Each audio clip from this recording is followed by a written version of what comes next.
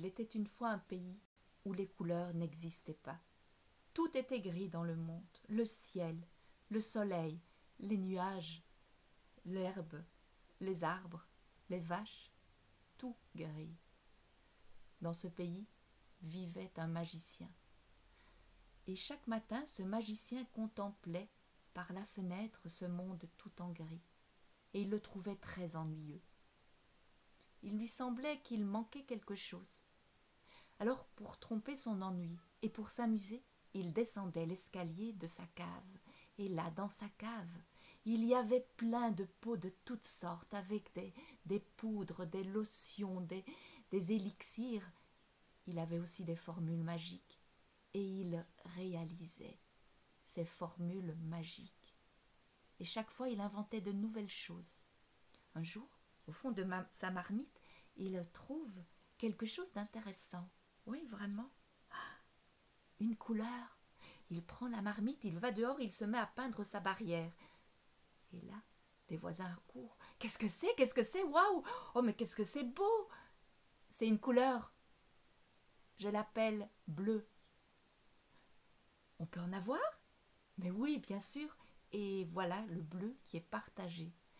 Et chacun se met à peindre le monde en bleu. Et bientôt, tout dans le monde fut bleu. Le lendemain matin, quand le magicien contemple le monde par sa fenêtre, il voit les arbres bleus, le soleil bleu, les prés bleus, les vaches bleues, les chats bleus, les pommes bleues.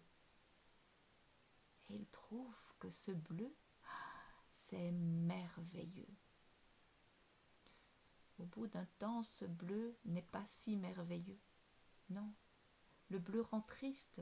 Les enfants ne rient plus. Les enfants ne jouent plus, ne chantent plus. À la maison, les parents tirent la tête et dépriment. On pleure pour un rien, et c'est en pleurnichant que les voisins viennent trouver le magicien en disant « Magicien, ce bleu, ça ne va pas, il faut autre chose. » « C'est vrai, dit le magicien, je n'arrive même plus à sourire. » Et il descend l'escalier de sa cave. Et là, dans sa cave, il mélange à nouveau un peu de ceci, un rien de cela, encore de ceci, et il trouve au fond de sa marmite quelque chose de nouveau, une nouvelle couleur. Wow. Il prend la nouvelle couleur, il peint la barrière. Oh, qu'est-ce que c'est? Disent les voisins. Du jaune. Et le jaune est partagé. Et bientôt, tout devient jaune dans le monde. Le soleil jaune, le ciel jaune, les arbres jaunes, les prés jaunes, les vaches jaunes, les coccinelles jaunes. Le lendemain, quand le magicien contemple ce monde tout en jaune, il le trouve vraiment réussi. Mais non, ce jaune n'est pas si réussi. Le jaune, il éblouit. Les gens restent alors enfermés chez eux, les volets fermés. Et quand ils sortent, c'est en fermant les yeux. Alors ils se cognent, ils trébuchent. Quand ils ouvrent les yeux, ils attrapent mal à la tête. Et c'est en tâtonnant et en trébuchant qu'ils arrivent près du magicien en disant « Magicien, ce jaune, ce n'est pas possible. Il faut que tu trouves autre chose. » « C'est vrai, dit le magicien. Depuis ce matin, j'ai une migraine terrible. » Et il descend l'escalier de sa cave. Et là, à nouveau, dans ses pots, il mélange un peu de ceci, un peu de cela, et il trouve autre chose. Ça, c'est la bonne couleur. Et il prend la marmite, il va dehors, et les voisins, et qu'est-ce que c'est? Rouge. On peut en avoir, oui, et la mode du rouge est lancée. Tout dans le monde devient rouge. Le ciel, le soleil, les arbres, les prés, les vaches, les chats, les pommes, même les gens et les vêtements. Tout rouge. Le lendemain, quand le magicien contemple le monde, waouh!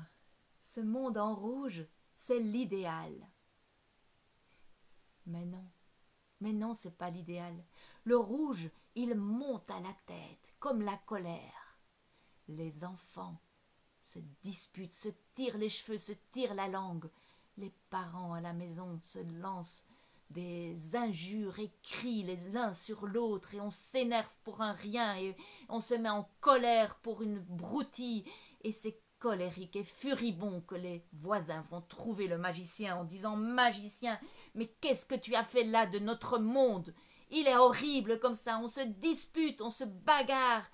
C'est épouvantable, c'est à cause de toi ça, il faut que tu trouves quelque chose, sinon gare à toi. » Le magicien, énervé, descend l'escalier de sa cave et là à nouveau il mélange un peu de ceci, un rien de cela, du bleu et encore du bleu, du jaune et encore du jaune, du rouge et encore du rouge, et tout se mélange, déborde et se mélange et ça fait un gâchis.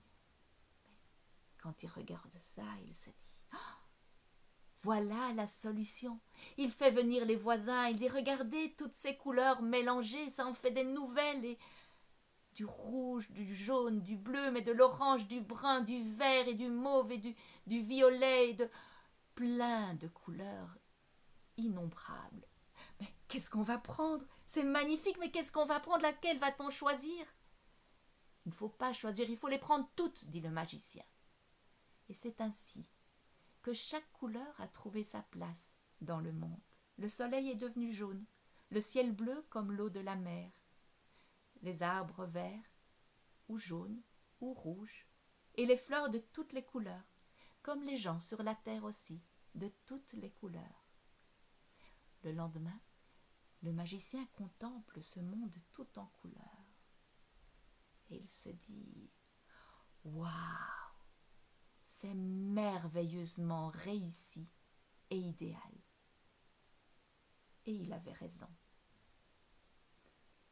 Alors, les enfants, si un jour le monde vous paraît gris et triste, prenez vos couleurs, prenez une belle feuille de papier et dessinez, peignez le monde tout en couleurs.